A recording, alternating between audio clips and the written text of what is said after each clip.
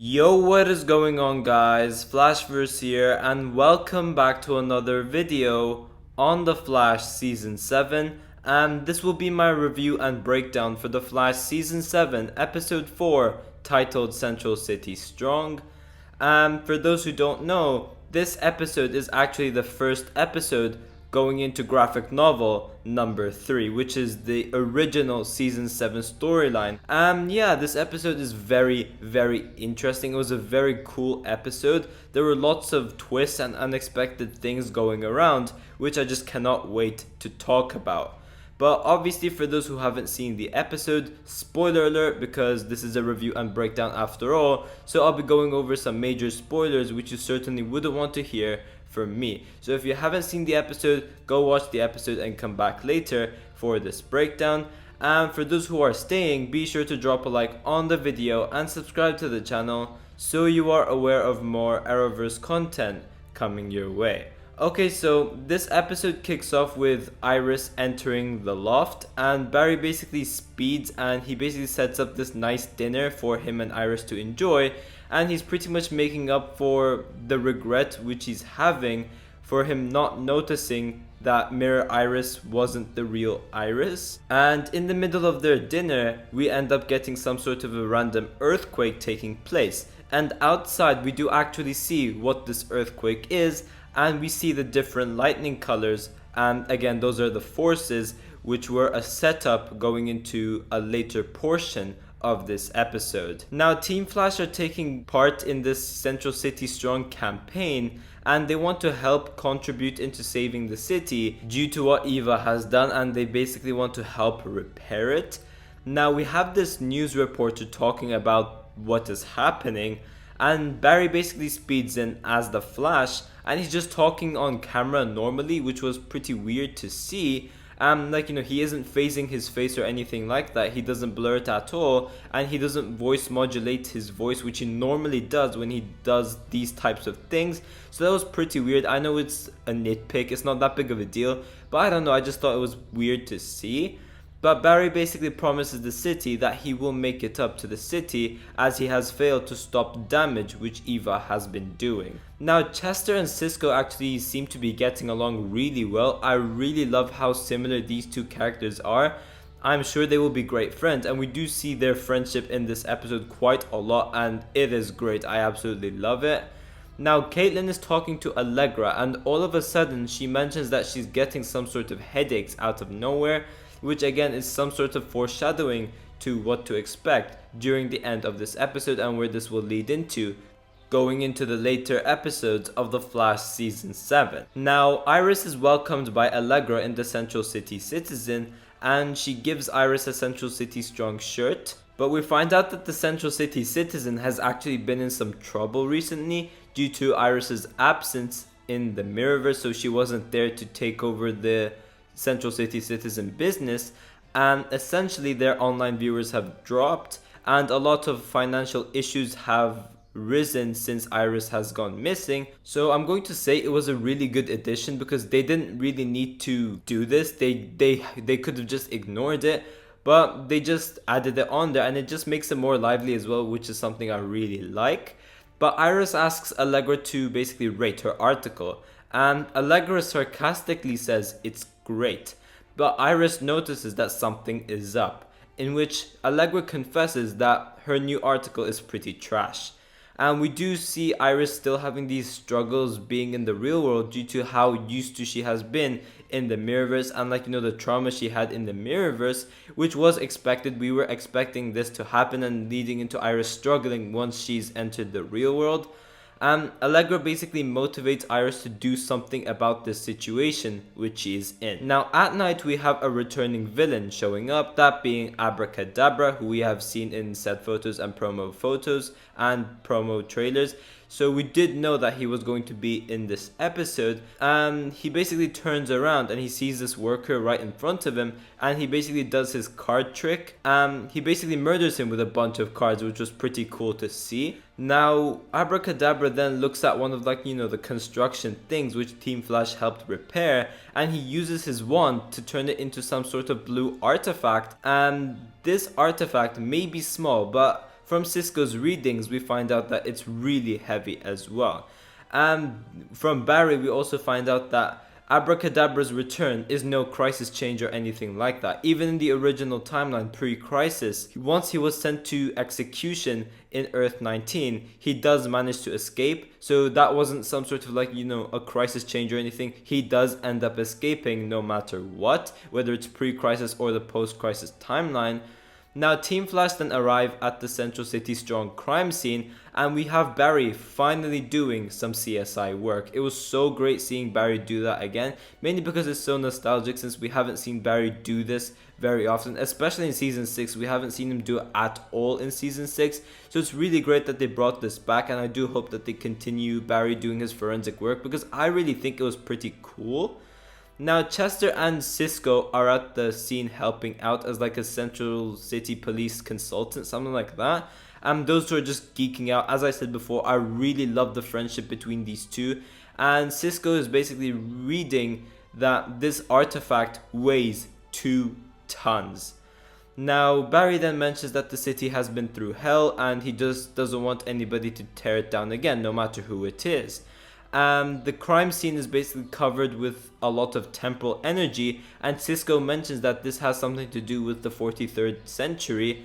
Joe basically shows Barry the dead body, and the body is covered up in cards, in which Barry puts the pieces together, somebody from the future, and uses cards. It's got to be a magician. Abra Kadabra is back. Now, a very interesting part was that we have this Mirrorverse Survivors support group, and they're basically dealing with the trauma and the fallout of them being in the Mirrorverse. Now, Iris reacts emotionally to one of the people's stories over there, as she obviously has a similar experience, but she's been in the Mirrorverse for much, much longer than these people have. But the thing about this is, Iris isn't embracing it and she isn't talking about it. She's keeping it inside and it's haunting her.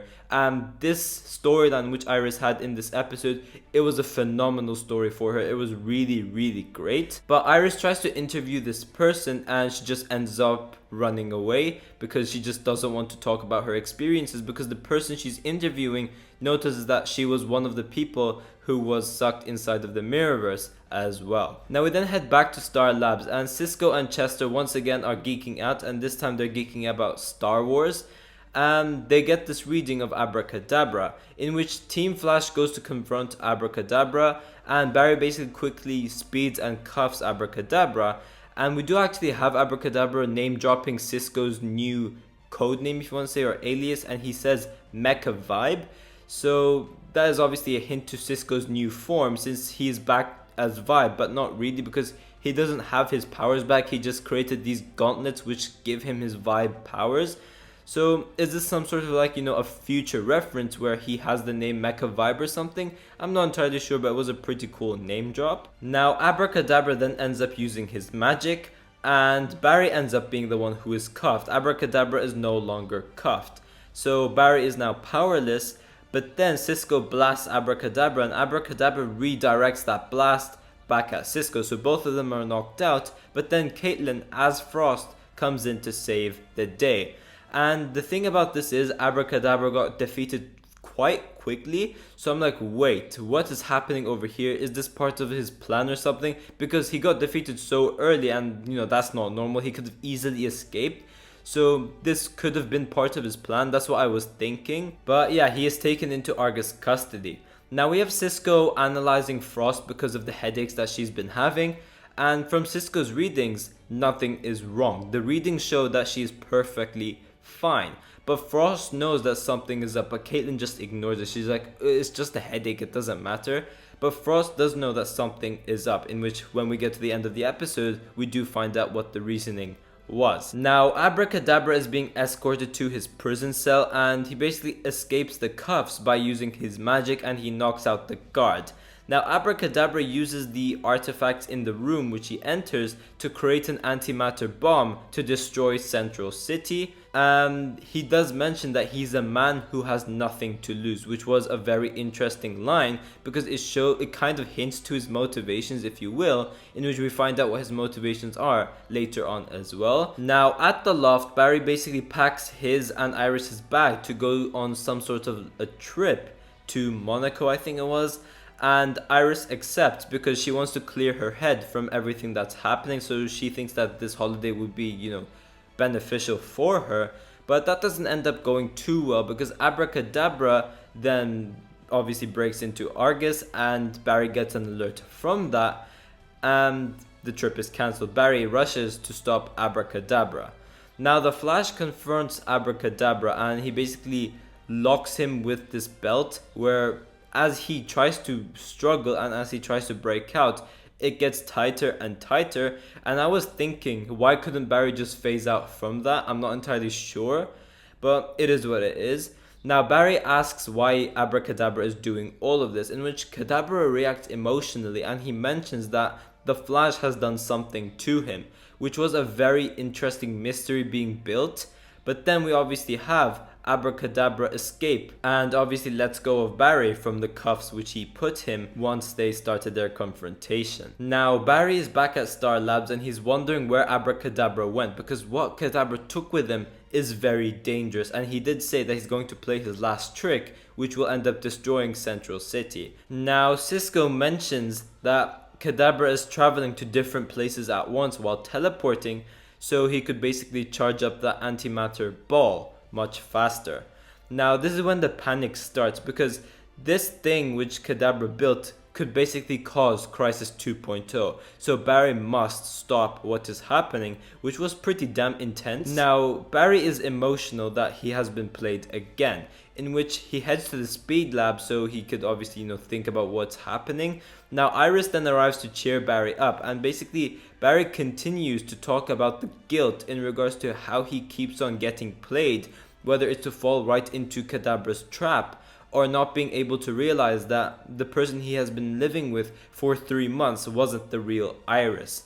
So yeah, that was a very, very great scene. Now Iris ends up cheering Barry and she basically begins to say some stuff in which Barry figures out the reason why Kadabra is doing all of this, in which we get a season 3 flashback and Kadabra mentions that he had a family, and in this episode Kadabra blames Barry for something that happened. Now Cisco then discovers that Abracadabra had possession of the Martian Manhunter pre-crisis memory ring, which Laurel used during Green Arrow of the Canaries, and Kadabra uses that to basically get his pre-crisis memories back. Now when Barry goes to confront Abracadabra, he places the Martian ring which projects Kadabra's pre-crisis memories, where he basically had a very happy life with his family. And Kadabra does also name drop the future Flash, in which he does mention that he is obsessed with the future. So does this actually end up happening pretty soon? Because it was a teaser which Kadabra dropped. So yeah, this is very interesting. Will it play out during the Flash season 7? I'm not sure about that, but it's pretty interesting to get that reference. Now we then have Abracadabra mention that he's been having these realistic dreams which were non-existent. So that is when he went to the Flash Museum and he used that Martian ring to get his old memories back. And he basically blames Barry for the timeline change. Now one part that really hit me was when Barry mentioned how he lost Oliver and how he was like a brother to him. And I really like that reference because most of you guys know Oliver Queen was my favorite Arrowverse character. Not my favorite Arrowverse character, my favorite DC character overall. I really like the Green Arrow. So I really like this reference which Barry gave. But Barry talks Abracadabra out into destroying Central City, and it was such a great scene. I know this is the second time we got like a villain getting defeated by a pep talk, but unlike last episodes, this one was a really strong one. I really like this. But another earthquake ends up happening and we see a huge creature step in and confronts the Flash. Now this person is actually someone who was hit by one of the lightning colors, in which it's obviously, as you can see from the person's body and how they look, it's the Strength Force. Now, the CGI was pretty bad, I'm not gonna lie, but again, it's a low budget show and it's the best they could do after all, so I'm just going to ignore that. Now, I'm trying to pick out who this is because I really don't know, but could this be Powerhouse? Because Powerhouse is one of the users of the Strength Force and she does have the ability to do what this huge person did and basically change their size and stuff like that. But this person ends up killing Abracadabra with one punch. And she's also able to absorb Barry's lightning throw as well. But not only that, she absorbs the antimatter ball too. And this villain is really overpowered. And I'm very interested to see how Team Flash will be able to handle this villain in later episodes, because we know she will be showing up again.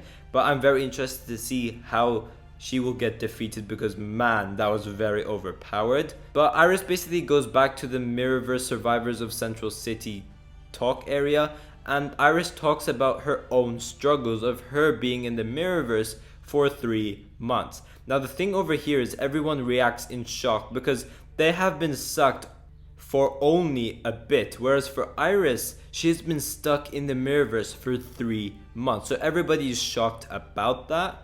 Now, this was something I really liked, where Iris finally, like, lets go of all this, like, trauma and stuff, and she begins to talk about it. I thought it was a really great arc that they gave to Iris. Personally, it's actually one of my favorites. I really liked it. I cannot wait to see what they will do with Iris this season, because last season she was great. She was one of my highlights for season 6, so I cannot wait to see what they will do for this season.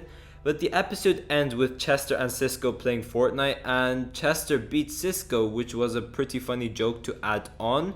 But then Caitlin comes in and asks Cisco for help. We then have Frost walk in separately to Caitlin. What is going on over here? This was very interesting, and I cannot wait to see what happens over here.